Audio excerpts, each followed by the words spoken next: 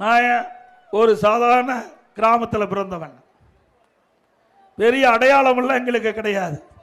அடையாளம் என்று சொன்னால் உழைப்பு, சேவை, விசுவாசம், இதுதான் எங்களுக்கு அடையாளம். மற்றவர்களைப் போல இன்றைக்கு பல்வேறு திரைப்படங்களிலே நடித்து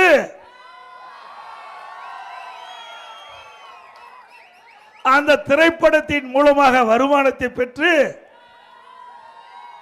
அவர் ஓய்வு பெறுகின்ற காலகட்டத்திலே அரசியல் தொடங்கிய நிலை கிடையாது.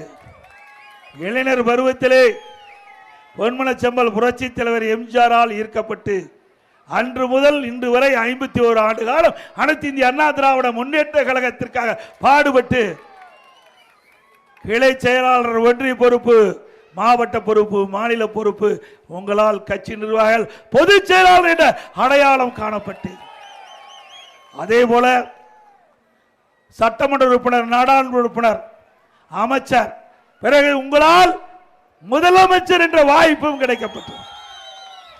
எந்த அடையாளம் இல்லை, ஒரே ஒரு அடையாளம், உழைப்பு, விசுவாசம். இது இரண்டு சேவை, இதுதான் என்னுடைய அடையாளம். இதற்கு கிடைத்தது பொதுச் செயலாளர், இதற்கு கிடைத்தது முதலமைச்சர். மற்றவரை போல அல்ல.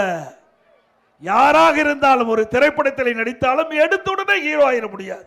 பல படத்தில் நடிச்சு பல ஆண்டு ஆகி அப்புறம் தான் ஸ்டார் கேட்டகரிக்கு வர முடியும். அதிலேயே அப்படின்னா அரசியல் எப்படி இருக்கும் என்பதை நாம் சிந்தித்து பார்க்க வேண்டும்.